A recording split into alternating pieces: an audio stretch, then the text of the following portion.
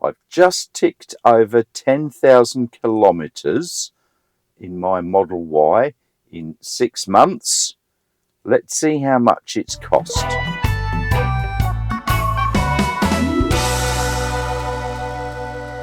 had my Model Y for just a smidge over 6 months now, and it just recently clicked over the 10,000 kilometre mark. So I thought it'd be a good time to have a quick look at how much it's cost me to fuel it. Now, I'm not going to count in the cost of any of the accessories that I've added, as I tend to do that with just about every car I've had. Yeah, it may be a little bit more with the Tesla, but that's me. And I also know people who've added nothing. So we're just going to look at the fueling costs and what I actually paid compared to what I could have paid. As my car hit the 10,000 kilometre mark, it showed I'd used 1,495 kilowatt hours out of the battery to move the car that far. So what does it actually cost me? Well, I did use the supercharger a couple of times in the first couple of months of ownership, but at that time I had free supercharging. So the cost there is a big fat zero. I've also used some of the other chargers that I have had to pay for. I've just downloaded all the receipts. Well, there's actually only a couple of them. And the total cost has been a whopping $22.06. Yep, just a smidge over $22 Australian. And all the amounts I quote here are in Australian dollars. Charging at home has been 99% from my solar panels. So I trickle charge during the day when I'm at home, which is most of the time being retired, from the solar panels. Whatever was going out to the grid, I divert into my car. So we really should take into account the loss of 7 cents per unit feed-in tariff that I would have got had I just let that go out. So that comes to, give or take, about $90 in lost revenue. And I've also charged up twice overnight. Now, my tariff, I've got an EV tariff, which gives me 20 cents per unit at night. And I've put in just around about 100 kilowatt hours into the battery. So let's say $20 for that. By the way, here in Australia, we use litres of fuel per 100 kilometres, not miles per gallon. We use kilowatt hours per 100k or watt hours per kilometre, not miles per whatever, that some places do. So if you want to convert it, you do it yourself. I can't be bothered. But I'll give you a rough idea. I am getting 4.14 miles per kilowatt hour, give or take 0.01. So that comes to a grand total of about $132 to fuel my car for the 10,000 kilometres travelled. And that equates to $1.32 per 100 kilometres, which is well under the cost of a litre of petrol. Here in Australia, where I am, we've got an average cost at the moment of $1.75 per litre. And it's a bit more than that. It's about $1.95 for diesel. But let's say I had to pay for every last electron that I've put in my car and see how much I could have spent. Firstly, if I just charge overnight at home, my current rate, I've said, is 20 cents per unit. So 1,495 kilowatt hours would have cost me just under $300 Australian, which equates to $3 per 100k, which is still well under 2 litres of petrol. Now, maybe I could have charged at my day rate, which is 30 cents per kilowatt hour, which means I could have spent almost $450 or $4.50 per 100 kilometres, which is still under 3 litres of fuel per 100k. So it's still very cheap. But maybe I didn't have the ability for home charging and I had to go out and pay for my charging at a DC charger.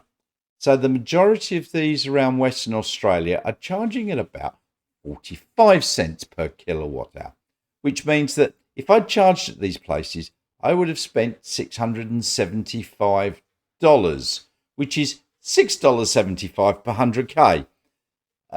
That's still under the price of 4 litres of petrol. And there aren't many cars out there that will do under 4 litres per 100 kilometres. So it's still cheaper.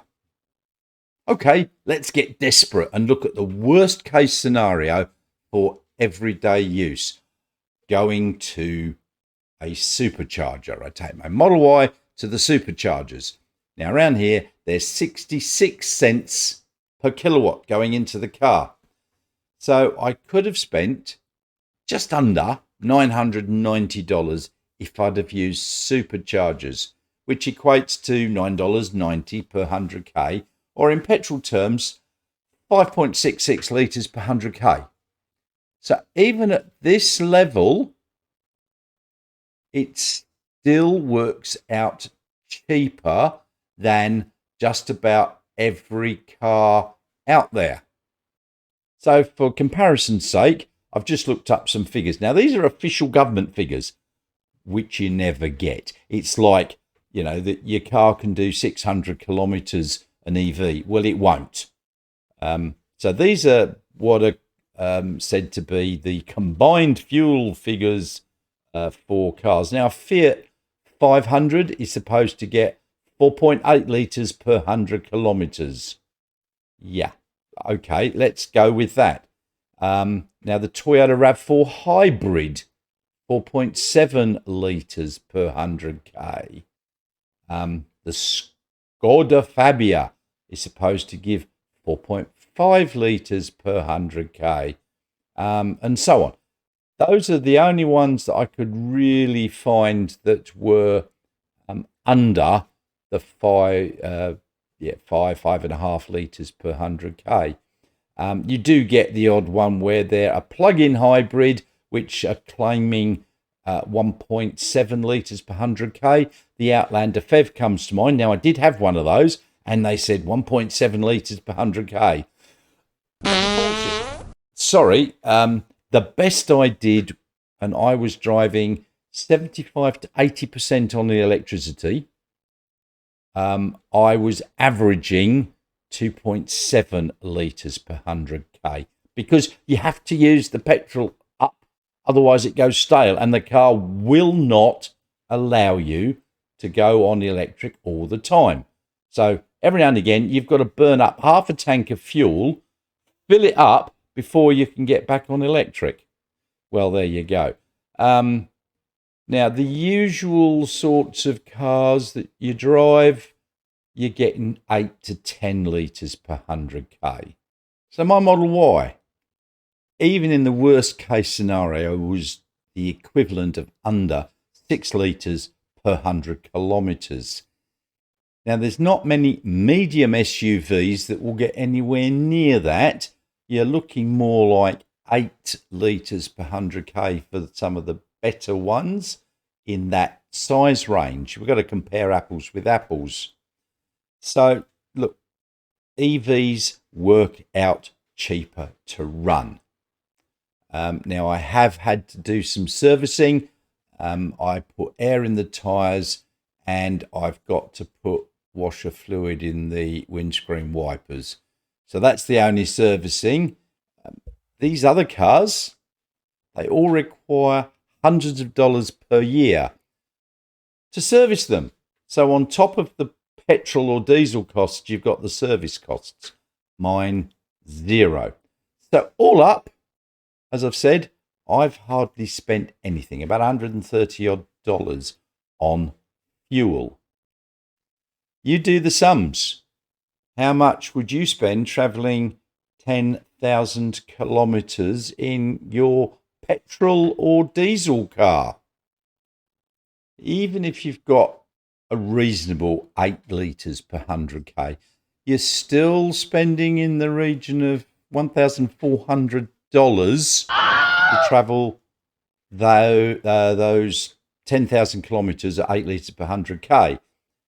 That's 10 times the cost that I've spent on my Model Y. And even if you go to the worst case scenario, it's still a lot more expensive. Thanks very much. I hope that you found that helpful. Don't forget, click that like and subscribe button below, because it really does help the channel. And I'll see you all very soon.